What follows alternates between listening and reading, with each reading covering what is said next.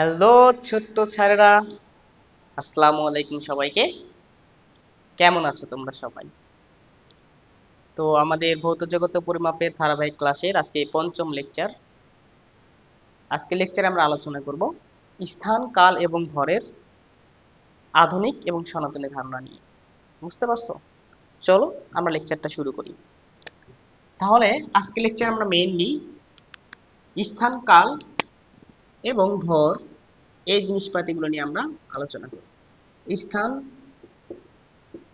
কাল, কাল মানে হলো সময়, হ্যাঁ, এবং কি বলতো ধারণা। স্থান, কাল ও ভর, সরি ধারণা না, স্থান, কাল ও ভর, space, time and mass. Space, time and mass, এইগুলো নিয়ে আমরা একটু আলোচনা করার চেষ্টা করি। বুঝতে পারছো? তো স্থান, কাল এবং ভর সংক্রান্ত আমাদের দুইটি ধারণা প্রচলিত আছে। একটা হচ্ছে সনাতনী ধারণা, সনাতনী ধারণা, হ্যাঁ, বা ক্লাসিক্যাল কনসেপ্ট। আর একটা হলো আধুনিক ধারণা, আধুনিক ধারণা, মডার্ন কনসেপ্ট যেটা আছে। সনাতনী পদার্থবিজ্ঞান যেটা আছে, সনাতনী পদার্থবিজ্ঞানে আমরা স্থান, কাল ও ভরকে যেভাবে ডিফাইন করি সেগুলো হচ্ছে সনাতনী ধারণা। আর আধুনিক পদার্থবিজ্ঞানে আমরা স্থান, কাল ও ভরকে যেভাবে ডিফাইন করি সেটা হচ্ছে আমাদের আধুনিক ধারণা। বুঝতে পারছো? তো সনাতনী পদার্থবিজ্ঞান কি? আইনস্টাইনের আপেক্ষিকতার তত্ত্ব শুরু হওয়ার আগে নিউটনীয় পদার্থবিজ্ঞান যেটাকে বলি আমরা, সেটাকে বলা হয় কি বলতো সনাতনী পদার্থবিজ্ঞান। আর আইনস্টাইন আপেক্ষিকতার তত্ত্বের ভিত্তিতে যেগুলো পদার্থবিজ্ঞানের যে শাখাগুলোকে আলোচনা করা হয় সেগুলোকে বলা হয় আমাদের কি বলতো আধুনিক পদার্থবিজ্ঞান, এবং এই ধারণাগুলোকে আধুনিক ধারণা বলা হয়। বুঝতে পারছো? তো সনাতন ধারণা কোনগুলো? এটা হচ্ছে আইনস্টাইনের আপেক্ষিকতা তত্ত্ব আবিষ্কারের পূর্বে, ঠিক আছে? আইনস্টাইনের আপেক্ষিকতা তত্ত্ব, আপেক্ষিকতা তত্ত্ব আবিষ্কারের পূর্বের যে ধারণা, ঠিক আছে, আবিষ্কারের পূর্বে স্থান, কাল ও ভর সম্পর্কে যে ধারণাগুলো ছিল সেগুলোকে আমরা বলবো সনাতনী ধারণা, পূর্বের ধারণা। আমি সংক্ষেপে লিখে দিলাম জাস্ট। আর আইনস্টাইনের আপেক্ষিকতা তত্ত্ব আবিষ্কারের পরে আমরা স্থান, কাল ও ভর সম্পর্কে যে ধারণাগুলো পাইছি এগুলোকে আমরা বলবো আমরা আধুনিক ধারণা। ধারণা কি কি পাইছি এগুলো নিয়ে আমরা আলোচনা করব, হ্যাঁ, ধারণা কি কি পাইছি এগুলো নিয়ে আলোচনা করবো আমরা, সমস্যা নেই। তাহলে চলো আমরা সনাতনী ধারণা নিয়ে আমরা একটু আলোচনা শুরু করি, যে স্থান, কাল ও ভরের সনাতনী ধারণা। সনাতনী ধারণাতে কি বলা হয়েছে? তো দেখো, আমরা প্রথমে যদি স্থান সম্পর্কে একটু জানতে চাই, যে স্থান বা স্পেস সম্পর্কে সনাতনী পদার্থবিজ্ঞান আমাদের কি বলেছে, ঠিক আছে? সনাতনী পদার্থবিজ্ঞান বলেছে যে স্থান পরম বা নিরপেক্ষ। স্থান পরম বা নিরপেক্ষ, এর অর্থ কি? স্থান কোনো বস্তু, ঘটনা বা সময় দ্বারা প্রভাবিত হয় না। স্থান কোনো বস্তু, ঘটনা বা সময় দ্বারা প্রভাবিত হয় না, প্রভাবিত হয় না। বুঝতে পারছো? হয়তো বা বোঝো নাই, কোনো কিছু বোঝো নাই, দেখো আমি তোমাকে বোঝাচ্ছি। ধরো কোন একটা বস্তু, এইখানে ধরো এটা একটা বস্তু, এই বস্তুর দৈর্ঘ্য হলো এরকম, এইটুকু জায়গা নিয়ে সে আছে।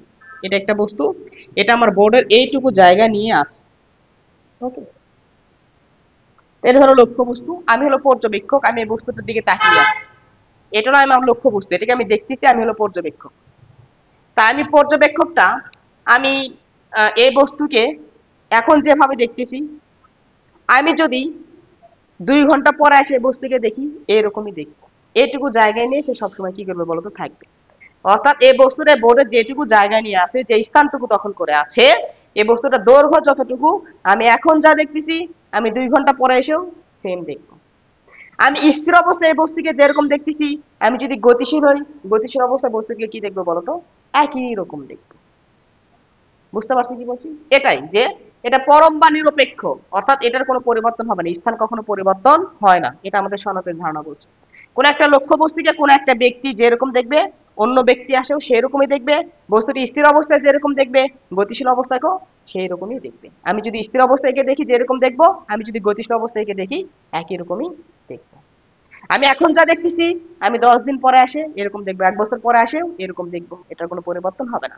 অর্থাৎ এটা কোনো ঘটনা, বস্তু বা সময় দ্বারা কি হবে না, প্রভাবিত হবে না। ক্লিয়ার, বোঝা গেল? এটা হলো আমাদের কি বলে স্থান সম্পর্কে আমাদের সনাতনী ধারণা। আচ্ছা, এই যে স্থান জিনিসটা আছে, আচ্ছা দেখি এটা আলোচনা করে দেখি। স্থান জিনিসটা যেটা আছে, এটা সম্পর্কে তোমরা আসলে কি বোঝো? স্থান জিনিসটা সম্পর্কে আসলে কি বোঝো? হ্যাঁ, দেখো, স্থানের যে যদি ধারণাটা আমরা দিতে চাই, তাহলে স্থানের ধারণা দেওয়ার জন্য আমাদের যে জিনিসটা পড়াশোনা করতে হবে, এটা হলো স্থানাঙ্ক ব্যবস্থা। স্থানাঙ্ক ব্যবস্থা, স্থানাঙ্ক ব্যবস্থা, ঠিক আছে? অর্থাৎ এক কথায় আমি যদি এত কিছু না বলি, আমাদের ডাইমেনশন নিয়ে আলোচনা করবে, আলোচনা করতে হবে। ডাইমেনশন অর্থাৎ দিক নিয়ে আলোচনা করতে হবে। বুঝতে পারছো? ডাইমেনশন শব্দটা দুইটা শব্দ থেকে আসছে। ডাই শব্দের অর্থ হলো ভিন্ন, আর মেট্রি শব্দের অর্থ হচ্ছে দিক। ডাইমেট্রি শব্দ থেকে ডাইমেনশন শব্দটা আসছে, যার শব্দের অর্থ ভিন্ন দিক, ভিন্ন দিক, আলাদা আলাদা দিক। তোমাকে যদি এটা বোঝানোর চেষ্টা করে দেখো, একটু খেয়াল করো। ধরো কোন একটা ব্যক্তি, ধরো মোটু, মোটু এই বিন্দু থেকে যাত্রা শুরু করছে, সে একটা সম্পূর্ণ ভিন্ন দিকে যাচ্ছে। সে বলতেছে আমি এই দিক থেকে এই দিক বরাবর যাতায়াত শুরু করলাম। এটা হলো তার একটা দিক, একটা সম্পূর্ণ একটা দিক খুঁজে বার করলো। এই দিকটাকে ধরলাম আমরা এক্স। এক্স অক্ষ বরাবর সে কি করছে, আমরা তো যাত্রা শুরু করছে, এটা একটা ভিন্ন দিক। ঠিক আছে? এখন মোটু তো এই দিক বরাবর গেল, পাটলু তো তার বন্ধু আসে বললো, আচ্ছা তুমি একটা ভিন্ন দিক আবিষ্কার করে ফেলাইছো, আমি এমন একটা দিক আবিষ্কার করব, দেখো আমি একটা ভিন্ন দিকে যাত্রা শুরু করলাম।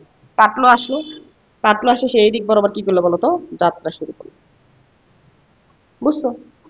তাহলে পাটলু যখন এই দিক বরাবর গেল, তখন এই যে মোটু যে এখানে আছে এই দিক বরাবর যাচ্ছে, পাটলুকে দেখতেছে আর হাসতেছে যে পাটলু তুমি তো একটা ভিন্ন দিক তৈরি করার চেষ্টা করছো, কিন্তু তোমার তো এটা ভিন্ন দিক নয়, তোমার দিকটা আমার দিকের উপর নির্ভর করে। কিভাবে নির্ভর করে?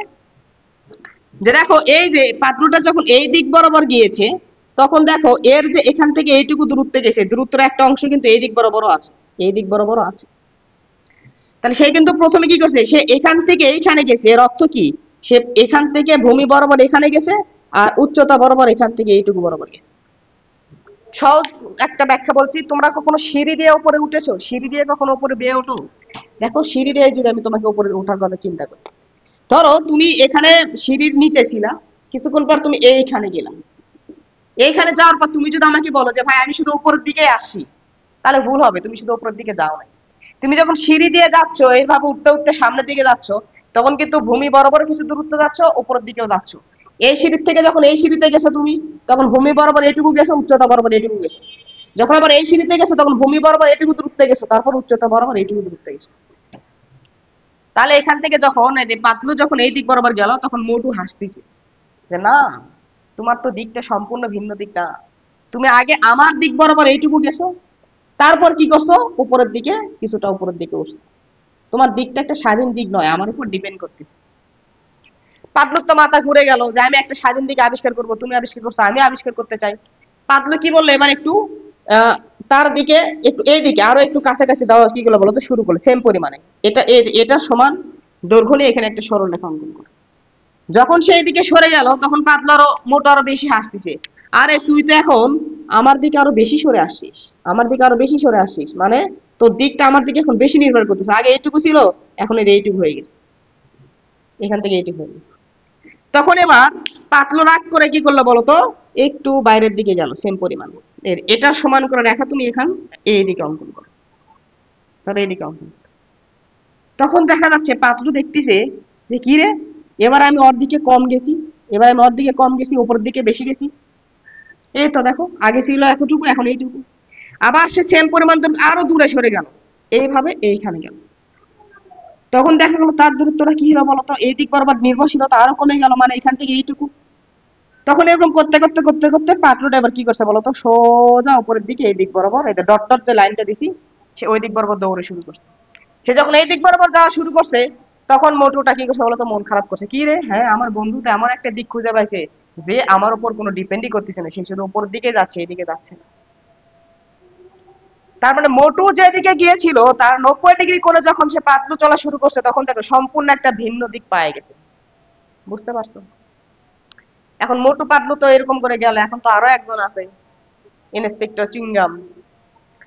চিংগাম এখন আসে বলতেছে, কি রে তোরা দুজন দুইটা কি করছিস, দিক আবিষ্কার করছিস, আমি কেন বাকি থাকবো?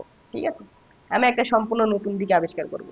ঠিক আছে, তাহলে সে যখন কি করছে বলতো, দেখো এখানে যেহেতু 2D আমাদের হচ্ছে বোর্ড, এর জন্য আমরা 2D জিনিসটা দেখাইতে পাচ্ছি না, আমরা 3D যদি দেখাইতে চাই, 3D থাকলে ভালো হতো।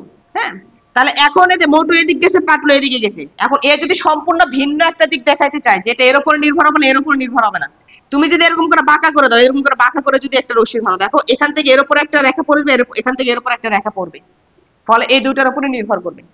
তখন এই যে আমাদের ইন্সপেক্টর চুইংগাম যে আসলো, ও এসে কি করছে বলতো, এই দুটার সাথে লম্ব হবে আর একটা দিকে কি করছে বলতো, দৌড়া শুরু করে দিচ্ছে। লম্ব হবে আর একটা দিকে দৌড়া শুরু করে দিচ্ছে। তখন এই যে যখন এই দুইটার সাথে লম্বভাবে একটা রেখা সেই দৌড়া শুরু করে দিছে, তখন সে এই দিক বরাবর একটা ভিন্ন দিক পাইছে, যে দিকটা এর সাথেও ডিপেন্ডেন্ট না, এর সাথেও ডিপেন্ডেন্ট না। এই যে ডাইমেনশন, ডাই শব্দের অর্থ ভিন্ন, আর মেট্রি শব্দের অর্থ কি বলতো, দিক।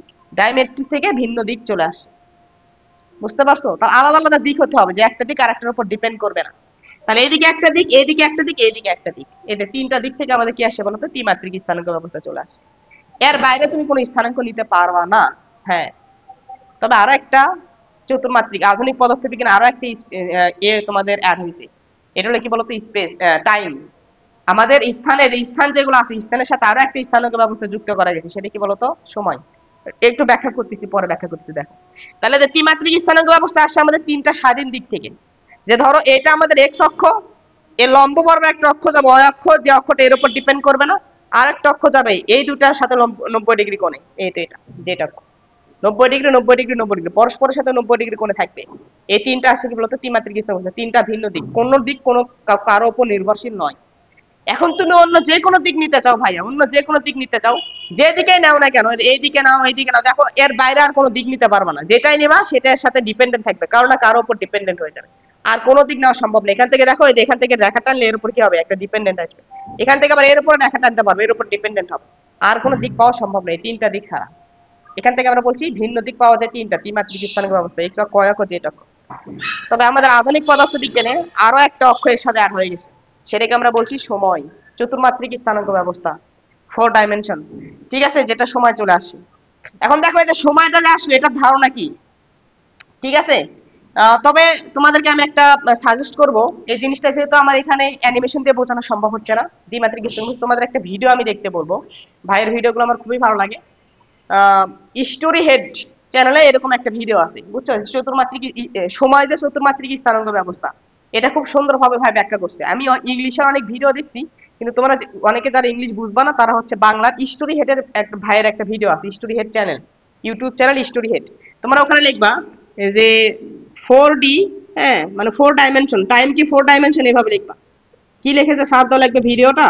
যাই হোক, আমি ভিডিও লিঙ্কটা অথবা ভিডিওর যে এটা আছে ওটার একটা ছবি আমি এই ভিডিওর সাথে অ্যাড করে দেবো নি, তোমরা ওখান থেকে একটু দেখে নিবা যে টাইম 4 ডাইমেনশন। বুঝতে পারছো? 4 ডাইমেনশন টাইম, এরকম করে আমি অনেক আগে ভিডিওটা দেখেছিলাম।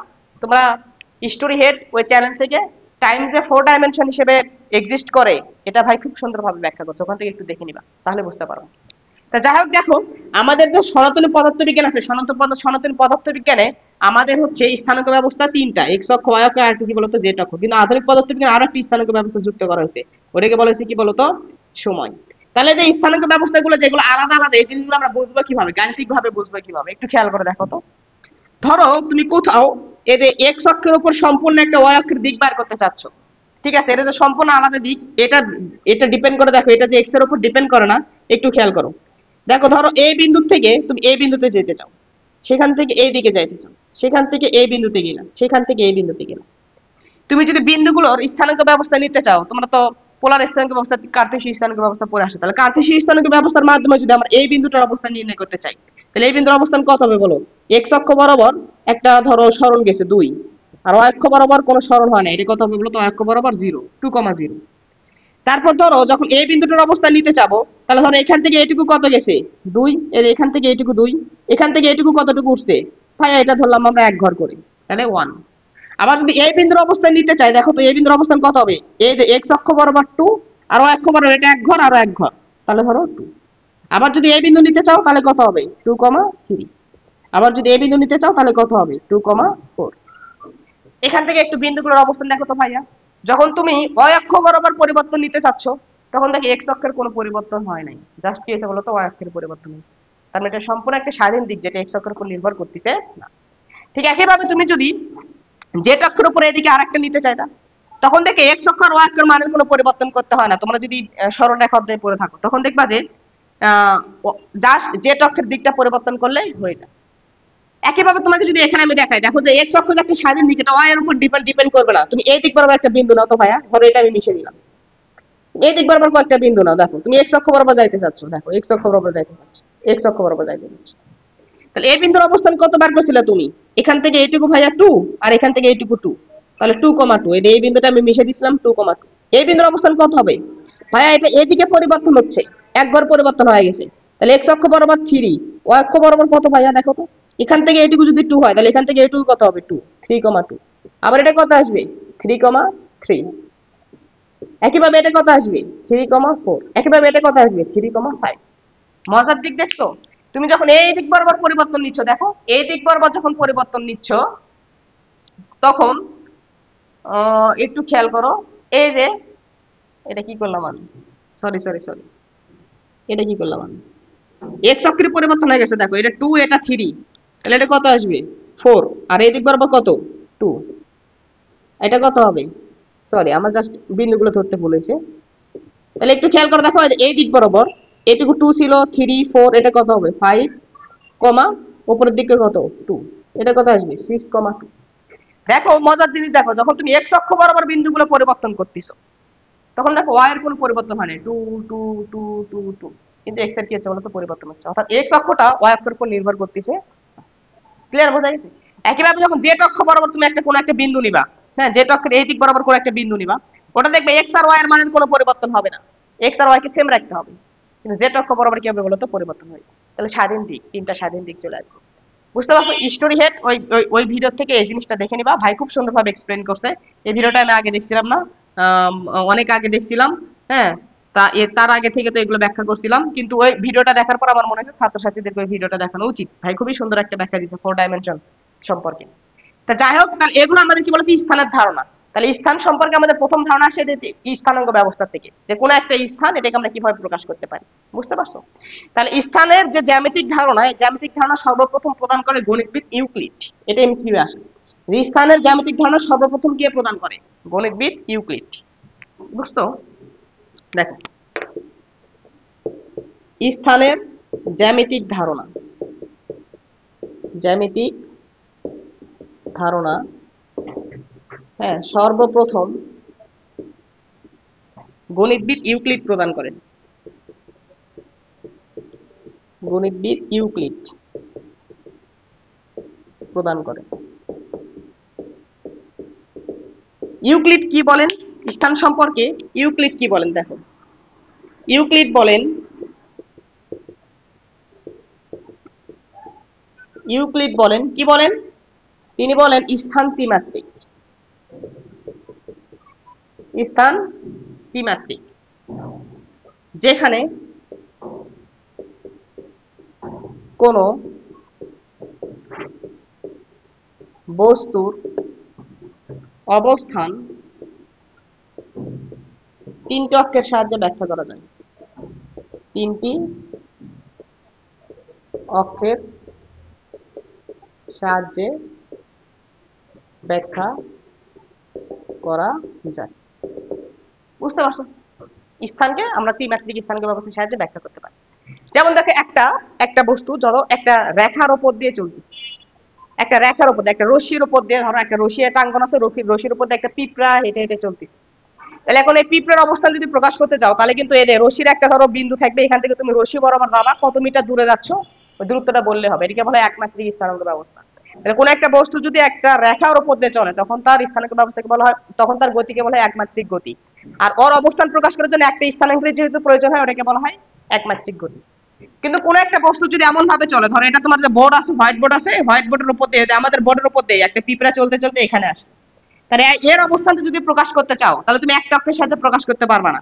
এই অবস্থানটা প্রকাশ করার জন্য তুমি যদি মূল বিন্দু থেকে যাত্রা শুরু করো, হয় এই দিক বরাবর একটু দূরত্ব যাওয়া লাগবে, তারপর উপরের দিক বরাবর একটা দূরত্ব যাওয়া লাগবে, এক্স অক্ষ বরাবর একটা দূরত্ব, ওয়াই অক্ষ বরাবর একটা দূরত্ব। অর্থাৎ এর অবস্থা প্রকাশ করার জন্য তোমার দুইটা অক্ষের প্রয়োজন হবে, এটাকে বলা হবে দ্বিমাত্রিক স্থানাঙ্ক ব্যবস্থা। এখন অনেকে বলবে যে ভাই আপনি এত ঘুরে গেলেন কেন, আপনি সোজাসুজি যান তাহলেই তো হবে। সোজাসুজি গেলেও শুধুমাত্র ওই বস্তুতে তুমি এই সোজাসুজি দূরত্ব দিয়ে যাইতে পারবা না। আমি বললাম যে হ্যাঁ মূল বিন্দু থেকে এই বিন্দুটা 2 মিটার দূরে আছে, ঠিক আছে, 2 মিটার দূরে তুমি কোন দিকে যাবা, 2 মিটার দূরে তো তুমি এদিকে যাইতে পারো, এদিকেও যাইতে পারো, এদিকেও যাইতে পারো। তাহলে শুধুমাত্র 2 মিটার দূরত্ব বললে হবে না, বলে দিতে হবে এক্স অক্ষের সাথে কতটুকু কোণ করে গেছে, থিটা কোণ করে বলে দিতে হবে। তাহলে হয় তুমি এই দিক বরাবর আগে এক্স অক্ষ বরাবর একটা দূরত্ব যাবা, তারপর ওয়াই অক্ষ বরাবর একটা দূরত্ব যাবা, এভাবে তুমি যাবা। অথবা যদি সোজাসুজি যেতে চাও তাহলে সোজাসুজি দূরত্বটুকু জানতে হবে, আর এক্স অক্ষের সাথে কত ডিগ্রি কোণ করে দেওয়া লাগবে সেটাও তোমার জানতে হবে। অর্থাৎ হয় এক্স কমা ওয়াই তোমার জানা লাগবে, না হলে আর কমা থিটা তোমার জানা লাগবে, এটাকে বলা হবে দ্বিমাত্রিক স্থানাঙ্ক ব্যবস্থা। কোন একটা বস্তুর অবস্থান দুইটা অক্ষের সাহায্যে প্রকাশ করবে সেটাকে বলে দ্বিমাত্রিক স্থানাঙ্ক ব্যবস্থা। ঠিক আছে, এটাকে বলে কার্টেসীয় স্থানাঙ্ক ব্যবস্থা, এটাকে বলা হয় পোলার স্থানাঙ্ক ব্যবস্থা। এগুলো তোমরা হায়ার ম্যাথে পড়ে আসার কথা নাই। তারপর দেখো একটা বস্তু ধরো এভাবে আর তলে চলতেছে না, একটা বস্তু এদের রুমে উঠতেছে, এইখানে আছে, এখানে আছে। তাহলে এখানে যদি একটা বস্তুর অবস্থান তুমি যদি প্রকাশ করতে চাও তাহলে কি করতে হবে, তার রুমের একটা কর্নারকে তুমি যদি মূল বিন্দু চিন্তা করো, তাহলে তোমাকে প্রথমে কি করতে হবে, রুম থেকে দেয়াল বরাবর এই দিক বরাবর আসতে হবে, এটা ধরলাম এক্স অক্ষ। তারপর এই তো মেঝে বরাবর নিচের দিকে যাওয়া লাগবে, এটাকে বললাম ওয়াই অক্ষ। তারপর মেঝের থেকে উপরের দিকে ওঠা লাগবে, এটা হবে জেড অক্ষ। তাহলে এই বিন্দুর অবস্থান প্রকাশ করার জন্য একটা মূল বিন্দু থেকে তোমার আগে প্রথমে দেয়াল বরাবর এদিকে আসা লাগতেছে, এটাকে এক্স অক্ষ। তারপর মেজা বরাবর একটু সামনের দিকে আগানো লাগতেছে, এটা ওয়াই অক্ষ। তারপর উপরের দিকে ওঠা লাগতেছে জেড অক্ষ। তাহলে একটা বস্তু যদি ওরে তখন তার অবস্থান প্রকাশ করতে আমাদের ত্রিমাত্রিক স্থানিক ব্যবস্থার প্রয়োজন হয়, বুঝতে পারছো? তাহলে এখন যে কোনো একটা বস্তুর অবস্থান তুমি একমাত্রিক, যদি একমাত্রিক গতি হয় একমাত্রিক স্থানাঙ্ক ব্যবস্থার সাহায্যে প্রকাশ করতে পারবা, দ্বিমাত্রিক গতি হলে দুইটা স্থানাঙ্কের সাহায্যে প্রকাশ করতে পারবা, ত্রিমাত্রিক গতি হলে ত্রিমাত্রিক স্থানাঙ্ক ব্যবস্থার সাহায্যে তুমি ব্যাখ্যা করতে পারবা। তাহলে যে কোনো বস্তুর স্থানটা হলো সাধারণত ত্রিমাত্রিক। তাহলে কোনো বস্তুর অবস্থান তিনটা অক্ষের সাহায্যে কি করা যায় বলতো ব্যাখ্যা করা যায়। এটা গণিতবিদ ইউক্লিড প্রথম স্থান সম্পর্কে ধারণা দিয়েছিলেন। পরবর্তীতে স্থান সম্পর্কে আমাদের নিউটন সব জায়গায় মাথা গলাইছে এই শালা। হ্যাঁ, তাহলে নিউটন, এদের নিউটন বলেন, তাহলে নিউটন কি বলছেন বলেন তো? নিউটন বলেন, উনি ওটাই বলেছেন যে স্থান হলো ত্রিমাত্রিক বিস্তৃতি, ত্রিমাত্রিক বিস্তৃতি। ঠিক আছে, স্থান হলো ত্রিমাত্রিক বিস্তৃতি যা অসীম পর্যন্ত বিস্তৃত, যা অসীম পর্যন্ত বিস্তৃত, যা অসীম পর্যন্ত বিস্তৃত। অসীম পর্যন্ত বিস্তৃত কি অর্থাৎ যার শুরু বা শেষ নেই, শুরু বা শেষ নেই। একটা স্থান, এখানে একটা স্থান, এই স্থানকে কোথায় থেকে তুমি ধরা শুরু করবে, ডিফাইন কোথায় থেকে করবে? মূল বিন্দুটাকে আমি ঘরের কর্নার ধরছি, আমি অনেক দূর থেকে ধরতে পারতাম, সমস্যা। একটা স্থান কোথায় থেকে শুরু হবে কোথায় শেষ হবে তুমি বলতে পারবে না। ঠিক আছে, এদে এদে ত্রিমাত্রিক স্থানিক ব্যবস্থা দিক অসীম পর্যন্ত বিস্তৃত, চলতে থাকবে চলতে থাকবে চলতে থাকবে চলতে থাকবে চলতে থাকবে চলতে থাকবে চলতে থাকবে চলতে থাকবে চলতে থাকবে, অসীম পর্যন্ত বিস্তৃত একটা স্থান হতে পারে। বুঝতে পারছো? তাহলে মোটামুটি এর স্থান সম্পর্কে আমাদের ধারণা, তাই এইগুলো পড়াতে চাইছিলাম না। তোমাদের যেটা লাগবে সেটা হলো কি, স্থান পরম বা নিরপেক্ষ। স্থান কোনো পরিবর্তন হয় না, স্থানটা কি বলতো স্থির। এটা সনাতনী পদার্থ বিজ্ঞানে ছিল, কিন্তু আধুনিক পদার্থ বিজ্ঞানে কিন্তু স্থান পরিবর্তন হয়। ক্লিয়ার? তারপরে এই স্থান সম্পর্কে ধারণা কোথায় থেকে আসলো এগুলো নিয়ে আমরা একটু হালকা কি করলাম বলতো ব্যাখ্যা করলাম। তাহলে এটাই ছিল আমাদের স্থান সম্পর্কে সনাতনী ধারণা, এটাই ছিল আমাদের স্থান সম্পর্কে সনাতনী ধারণা। এখন চলো আমরা স্থান তো দেখলাম, এখন আমরা দেখবো সময়। সময় সম্পর্কে সনাতনী ধারণাতে কি বলা হয়েছে সেটা একটু দেখি চলো।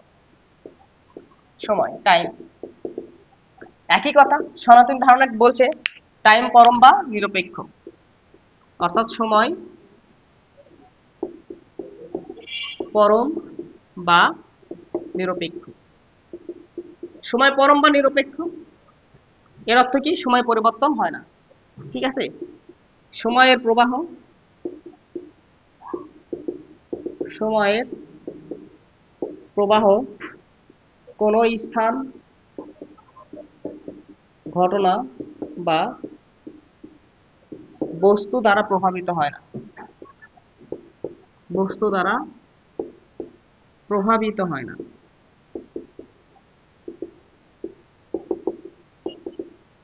ঠিক আছে, সময় তার নিজস্ব ধারায় প্রভাবিত হয়। নিজস্ব ধারায় প্রবাহিত হয়। সময় তার নিজস্ব ধারায় প্রবাহিত হয়। বুঝতে পারছো যে সময় সময় এটা আবার অসীম পর্যন্ত বিস্তৃত। কখন সময় শুরু হবে সেই সব এগুলো তুমি কি করতে পারো না, বলতে পারো না। সময়ের কোনো শুরু বাকি নেই, বলতো শেষ নেই। আর সময়ের ধার প্রবাহ যেটা আছে সে সময় তার নিজস্ব ধারায় প্রবাহিত হতে থাকবে, তুমি সময়কে আটকাতে পারবা না। বুঝতে পারছো? তাহলে সময় কখনো পরিবর্তন হয় না, সময় স্বাধীন বা কি বলতো নিরপেক্ষ। যেমন এটার দ্বারা কি বোঝাচ্ছে, কোন একটা ঘটনা, কোন একটা ঘটনা তুমি যে সময় ধরে ঘটতে দেখবা, অন্য একটা পর্যবেক্ষক আসে ওই ঘটনা ওই সময় ধরেই ঘটতে দেখবে। যেমন দেখো, আমি যদি সহজ একটা এক্সাম্পল তোমাকে দিয়ে বোঝাই, দিন রাত। দিন রাত আমরা জানি দিন রাত কয় ঘন্টায় হয়, 24 ঘন্টায় হয়। আমি ধরো দেখলাম দিন রাত 24 ঘন্টায় হয়। তুমি ধরো এখন পাকিস্তান থেকে বাংলাদেশে আসছো, আসে কি দেখবা 48 ঘন্টার দিন হচ্ছে? ইন্ডিয়ার থেকে আসে দেখতেছো 48 ঘন্টার দিন হচ্ছে। তাহলে দিন রাত এরা সাধারণত বাংলাদেশে এসে যদি দেখো যে বাংলাদেশের দিন রাত কত ঘন্টা হয়, 24 ঘন্টায় হয়। দিন রাত 24 ঘন্টা।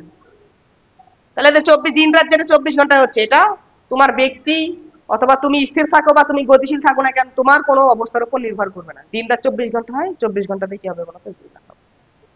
বুঝতে পারছো? এটাই যে স্থান কোনো ব্যক্তি, পর্যবেক্ষক বা ঘটনা দ্বারা কি হয় না, প্রভাবিত হয় না। স্থান পরম বা নিরপেক্ষ, অর্থাৎ স্থান কখনো পরিবর্তন হয় না। এটা সনাতনী ধারণায় বলছি, স্থান পরিবর্তন হয় না।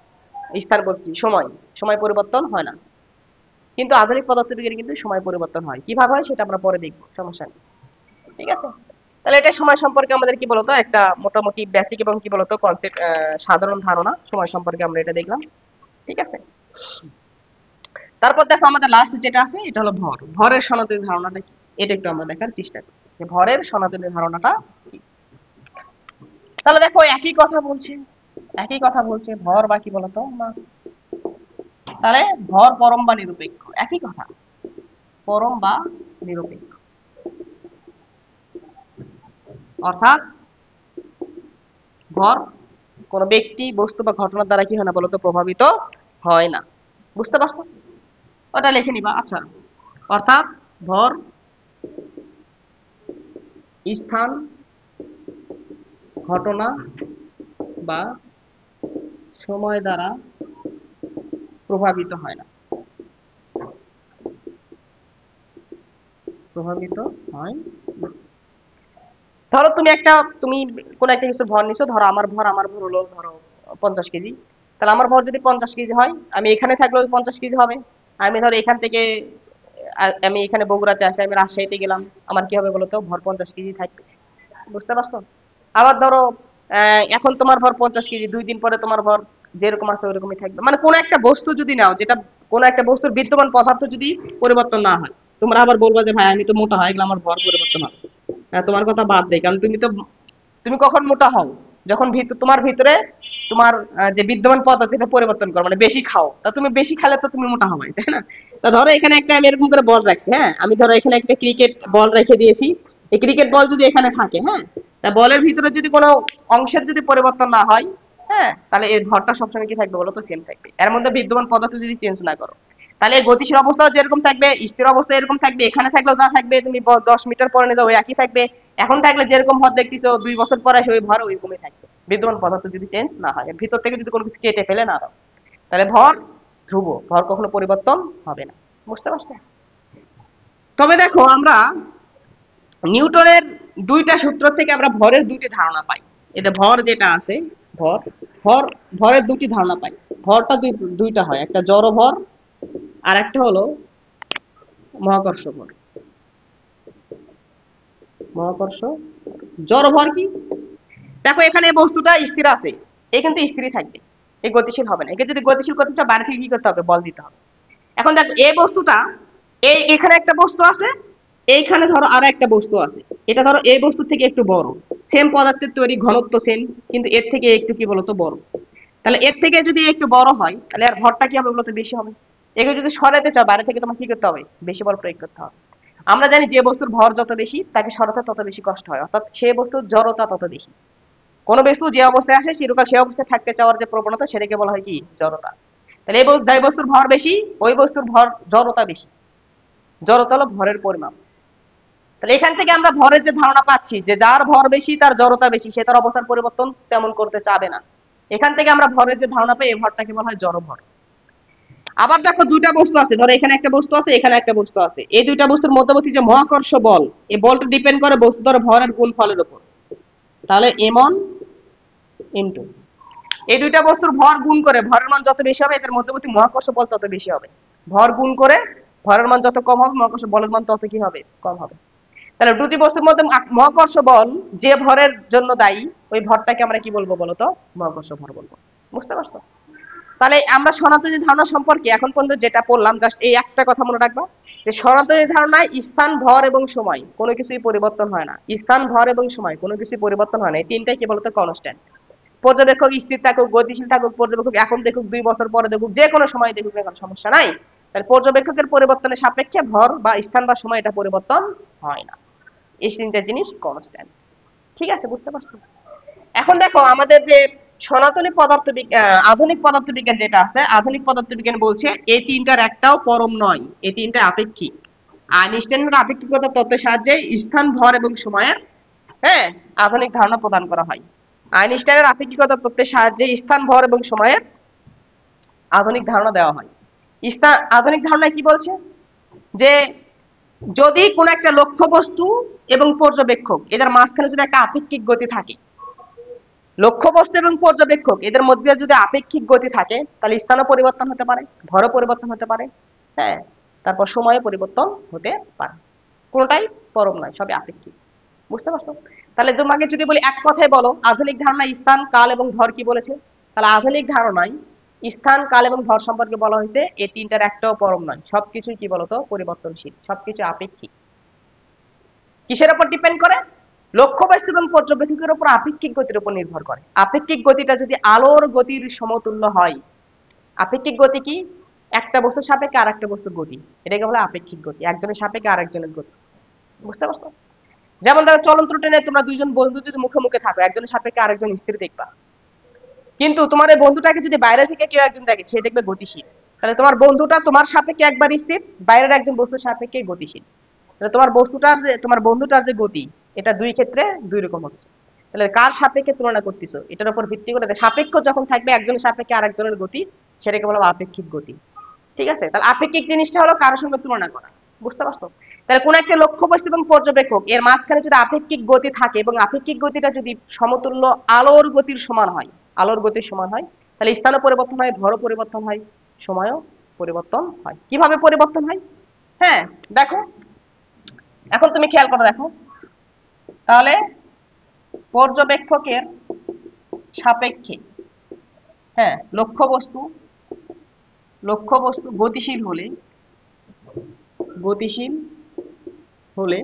ওই লক্ষ্যবস্তুর যে দৈর্ঘ্য আছে দৈর্ঘ্যটা পরিবর্তন হয়ে যায়। দৈর্ঘ্যটা কোন সূত্র অনুযায়ী পরিবর্তন হয়? L = m0 1 - v²/c², এই সূত্রের সাহায্যে। এখানে কোনটা কি আমি তোমাকে একটু লিখে দিচ্ছি, একটু খেয়াল করে। এখানে হচ্ছে n0 হলো পর্যবেক্ষকের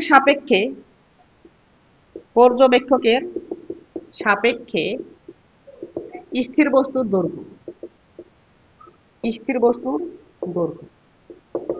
বুঝতে পারছো? মানে তুমি এখানে একটা লক্ষ্য বস্তুকে দেখতেছো, এই বস্তুটার দৈর্ঘ্য ধরো কি বলতো n0। কখন? যখন আমি দেখতেছি ওকে ওই বস্তুটা স্থির অবস্থায় আছে, এই বস্তুটা স্থির, আমি দেখতেছি এই বস্তুটাকে স্থির অবস্থায় দেখতেছি, স্থির অবস্থায় যেটুকু দৈর্ঘ্য দেখবো সেটা হলো n0। আর এলটা হচ্ছে পর্যবেক্ষকের সাপেক্ষে ভি দ্রুতিতে গতিশীল বস্তুর দৈর্ঘ্য, এখন এই লক্ষ্য বস্তুটা যদি আমি এই বস্তুটার দিকে তাকাচ্ছি, এই বস্তুটা ধরো একটা নির্দিষ্ট বেগে গতিশীল আছে।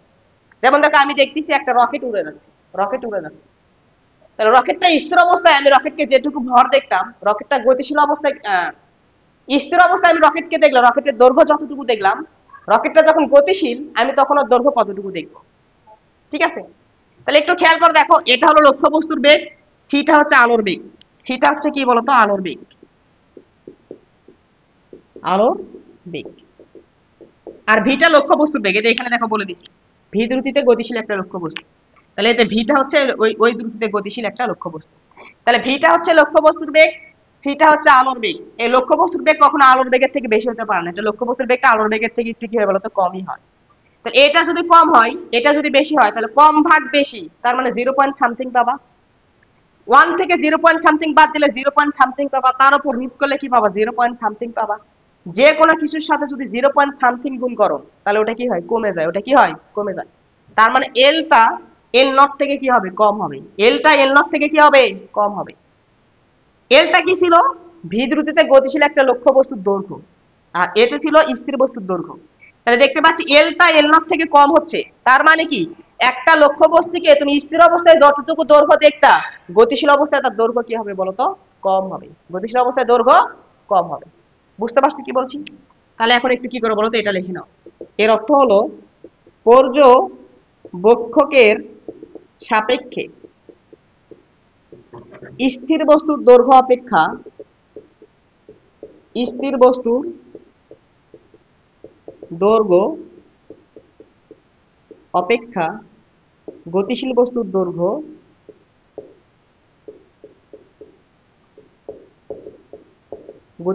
দৈর্ঘ্য কম হবে। বুঝতে পারছো? এটাই আমাদের স্থান সম্পর্কে ধারণা, যে কোন একটা বস্তুর দৈর্ঘ্য। আগে আমরা কি দেখলাম? একটা বস্তুর দৈর্ঘ্য সনাতন ধারণাতে সবসময় একই থাকবে, কিন্তু আধুনিক পদার্থবিজ্ঞানে দৈর্ঘ্যের এই সূত্র দিয়ে দিয়েছে। ঠিক আছে? এই সূত্র কই থেকে আসলো এগুলো এখন পড়াবো না। ঠিক আছে? তাহলে দেখো, আমাদের যে আধুনিক পদার্থবিজ্ঞানে কোন একটা বস্তু যদি গতিশীল হয় পর্যবেক্ষকের সাপেক্ষে, তখন তার দৈর্ঘ্যটা পরিবর্তন হয়ে যায় এই সূত্রের সাহায্যে। সূত্র থেকে আমরা দেখতে পেলাম কোন একটা বস্তু যদি ভি দ্রুতিতে গতিশীল হয়, তাহলে তার দৈর্ঘ্যটা কমে যায়। ঠিক আছে? তাহলে পর্যবেক্ষক স্থির অবস্থায় কোনো বস্তুর দৈর্ঘ্য যতটুকু দেখবে, ওই বস্তুটা যদি গতিশীল হয়ে যায় তার দৈর্ঘ্যটা আগের তুলনায় কম দেখবে। ঠিক আছে? এটা আমাদের স্থান সম্পর্কে ধারণা ছিল। ঠিক আছে? তারপর আমরা এখন দেখি, স্থান সম্পর্কে তো দেখলাম, এখন আমরা দেখবো ভর সম্পর্কে আধুনিক ধারণাতে কি বলেছে। তাহলে পর্যবেক্ষকের সাপেক্ষে লক্ষ্য বস্তু গতিশীল হলে ওই যে বস্তুটার ভরটা এম ইজ ইকুয়াল কত আসে? M naught divided by root over 1 - V square divided by C square.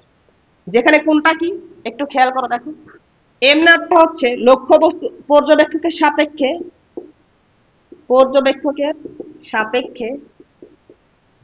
স্থির বস্তুর ভর। স্থির বস্তুর ভর মানে একটা পর্যবেক্ষক কোন একটা বস্তুকে দেখতেছে, হ্যাঁ, কোন একটা বস্তু তখন সে তুলে দেখলো, পর্যবেক্ষক সাপেক্ষে স্থির বস্তুর ভরটা সে দেখলো, সেটা হচ্ছে এম নট। বুঝতে পারছো? আর এমটা হচ্ছে পর্যবেক্ষকের সাপেক্ষে ভি দ্রুতিতে গতিশীল বস্তুর ভি দ্রুতিতে গতিশীল বস্তুর ভর। এটা হচ্ছে এম। তাহলে সিটা তো আলোর বেগ, এটা আমরা জানি, আর ভিটা হচ্ছে ওই লক্ষ্য বস্তু যে দ্রুতিতে গতিশীল। তাহলে এখান থেকে আমরা দেখতে পাচ্ছি এই ভিটা সবসময় সির থেকে কম হবে। তার মানে এটা 0 পয়েন্ট সামথিং আসবে। 1 থেকে 0 পয়েন্ট সামথিং বাদ দিলে 0 পয়েন্ট সামথিং আসবে। 0 পয়েন্ট সামথিং এ রুট ওভার করলে 0 পয়েন্ট সামথিং আসবে। মানে এটা একের থেকে কম হবে। তাহলে সামথিং বাই 0 পয়েন্ট সামথিং, তুমি যদি যে কোনো কিছুকে 0 পয়েন্ট সামথিং দ্বারা ভাগ করো, তখন এটা কি হয় বলতো? ভাগফলটা বেশি আসে। তাহলে এখান থেকে আমরা দেখতে পাচ্ছি এখানে এম ইজ গ্রেটার দেন কি আসবে বলতো? এম নট আসবে। তাহলে আমরা দেখতে পাচ্ছি কোন একটা পর্যবেক্ষক স্থির অবস্থায় কোন একটা বস্তুর ভর যেটুকু পরিমাপ করবে, গতিশীল অবস্থায় ভরটা তার থেকে কি হবে বলতো? বেশি হবে। বুঝতে পারছো? কোন একটা লক্ষ্য বস্তু, কোন একটা পর্যবেক্ষক কোন একটা লক্ষ্য বস্তুর ভর স্থির অবস্থায় যেটুকু পরিমাপ করবে, ওই বস্তুটা লক্ষ্য বস্তুটা যদি গতিশীল হয়, তাহলে ভরটা ওই স্থির অবস্থা ভর থেকে কি হবে? বেশি হবে। বুঝতে পারছো? তাহলে এখান থেকে যদি আমরা কমেন্টটা লিখি, কি লিখবো? পর্যবেক্ষকের সাপেক্ষে পর্যবেক্ষকের সাপেক্ষে স্থির বস্তুর ভর অপেক্ষা স্থির বস্তুর ভর অপেক্ষা গতিশীল বস্তুর ভর বেশি হবে। গতিশীল বস্তুর ভর বেশি হয়। বুঝতে পারছো? তাহলে পর্যবেক্ষকের সাপেক্ষে স্থির বস্তুর ভর অপেক্ষা গতিশীল বস্তুর ভর কি বলতো বেশি। কোন একটা পর্যবেক্ষক লক্ষ্য বস্তুকে স্থির অবস্থায় যেটুকু ভর পরিমাপ করবে গতিশীল অবস্থায় তার থেকে বেশি ভর পরিমাপ করবে। বুঝতে পারছো? এটা ছিল আমাদের ভর সম্পর্কে আমাদের আধুনিক ধারণা, অর্থাৎ ভর পরিবর্তন হতে পারে। তারপর আমাদের লাস্টে যেটা আছে সেটা হলো সময়। সেটা হচ্ছে সময়। তাহলে এখন যদি লক্ষ্যবস্তু যদি পর্যবেক্ষকের সাপেক্ষে গতিশীল হয়, তাহলে পর্যবেক্ষকের সাপেক্ষে লক্ষ্যবস্তু গতিশীল হলে সেক্ষেত্রে সময় কেমন হবে দেখো। পর্যবেক্ষকের সাপেক্ষে লক্ষ্যবস্তু গতিশীল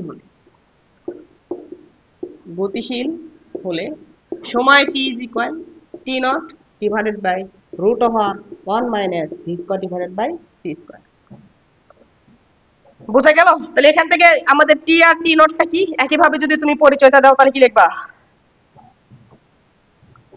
তাহলে ওইভাবে লিখবা। টি নটটা হচ্ছে পর্যবেক্ষকের সাপেক্ষে কোন স্থির বস্তুতে, পর্যবেক্ষকের সাপেক্ষে কোন স্থির বস্তুতে কোন নির্দিষ্ট ঘটনা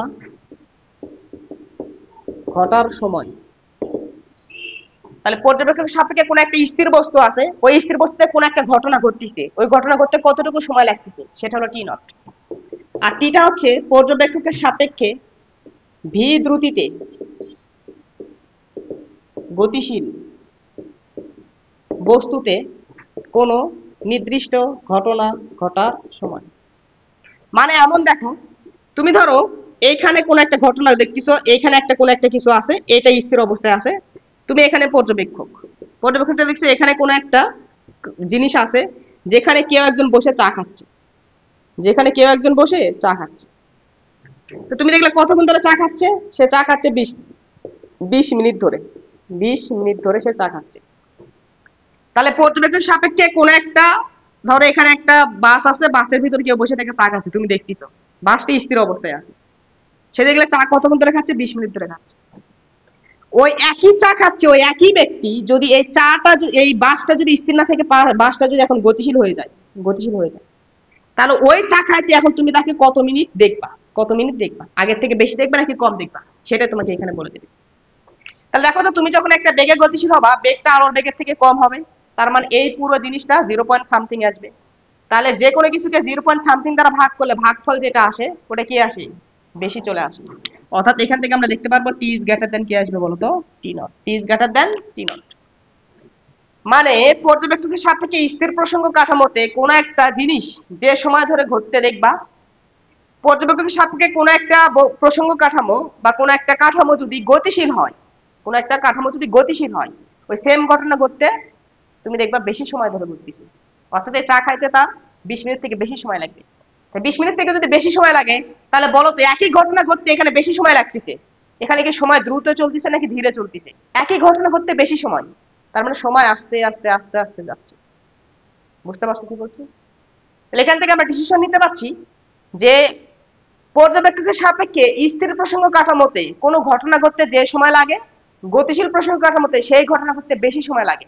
অর্থাৎ পর্যবেক্ষকের সাপেক্ষে গতিশীল প্রসঙ্গ কাঠামোতে সময় ধীরে চলে, পর্যবেক্ষকের সাপেক্ষে গতিশীল প্রসঙ্গ কাঠামোতে সময় ধীরে চলে। তাহলে এই কথাটা সুন্দর করে কি করে বলো তো লিখে নাও। পর্যবেক্ষকের সাপেক্ষে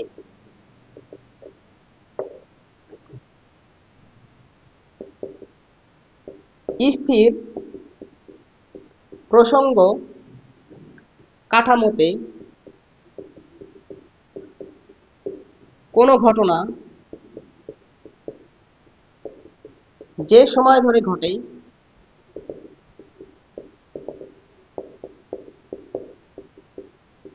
গতিশীল প্রসঙ্গ কাঠামোতে ওই ঘটনা বেশি সময় ধরে ঘটে, তাহলে একই ঘটনা এক জায়গায় কম সময় ধরে ঘটতেছে, এক জায়গায় বেশি সময় ধরে ঘটতেছে। তাহলে একই ঘটনা যেখানে বেশি সময় লাগবে ওখানে সময় কিভাবে চলবে? ধীরে চলবে। ওখানে সময় ধীরে চলবে। তাহলে এখান থেকে আমরা ফাইনাল যে ডিসিশন নিতে পারবো সেটা হচ্ছে, হ্যাঁ, পর্যবেক্ষকের সাপেক্ষে স্থির প্রসঙ্গ কাঠামো অপেক্ষা গতিশীল প্রসঙ্গ কাঠামোতে সময় ধীরে চলে। সময় ধীরে চলে। বুঝে গেল? এটাই ছিল আমাদের স্থান কাল এবং ভর সম্পর্কে আধুনিক ধারণা। তাহলে যদি এক কথায় যদি আমি তোমাকে বলি যে ভাইয়া সনাতনী ধারণায় স্থান কাল এবং ভর কোনো কিছু পরিবর্তন হবে না, সবই পরম বা নিরপেক্ষ। কিন্তু আধুনিক পদার্থবিজ্ঞান বা আধুনিক ধারণাতে বলেছে স্থান কাল এবং ভর দুইটাই পরিবর্তন হতে পারে যদি পর্যবেক্ষক এবং লক্ষ্যবস্তুর মাঝখানে একটা আপেক্ষিক গতি থাকে, যে আপেক্ষিক গতিটা প্রায় প্রায় কাছাকাছি আলোর গতির সমান। তাহলে এখান থেকে কি বললো যে কোন একটা পর্যবেক্ষক কোন একটা স্থির বস্তুর দৈর্ঘ্য যতটুকু দেখবে, ওই লক্ষ্য বস্তুটা যদি গতিশীল হয় দৈর্ঘ্য তার অপেক্ষা কম দেখবে, স্থির অবস্থা অপেক্ষা গতিশীল অবস্থায় দৈর্ঘ্য কম দেখবে। আর কোন একটা পর্যবেক্ষক কোন একটা বস্তুর ভর স্থির অবস্থায় যা দেখবে, স্থির বস্তুর ভর যেটুকু পরিমাপ করবে, ওই লক্ষ্য বস্তুটা যদি গতিশীল হয় তাহলে স্থির অবস্থার অপেক্ষা বেশি ভর পরিমাপ করবে, অর্থাৎ গতিশীল হলে বস্তুটাকে বেশি ভারী মনে হবে। আবার কোন একটা পর্যবেক্ষক কোন একটা স্থির প্রসঙ্গ কাঠামোতে কোনো ঘটনা যে সময় ধরে ঘটতে দেখবে, ওই পর্যবেক্ষক কোন একটা গতিশীল প্রসঙ্গ কাঠামোতে ওই সময়টা বেশি সময় ধরে ঘটতে দেখবে।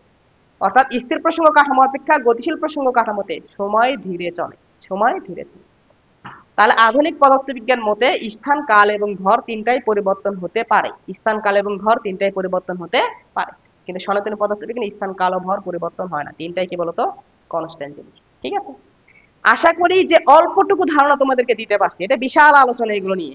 আধুনিক পদার্থবিজ্ঞানের সূচনা যখন পড়বা, এই যে তিনটা সূত্র আমরা লিখলাম না, এল ইজ ইকুয়াল কি L naught root over 1 minus v square divided by C square, M is equal কি M naught divided by root over 1 minus v square divided by C square, T is equal T naught divided by root over 1 minus v square divided by C square. এই তিনটা সূত্র নিয়ে আধুনিক পদার্থবিজ্ঞানের সূচনা অধ্যায়ে details পড়াশোনা করব আমরা।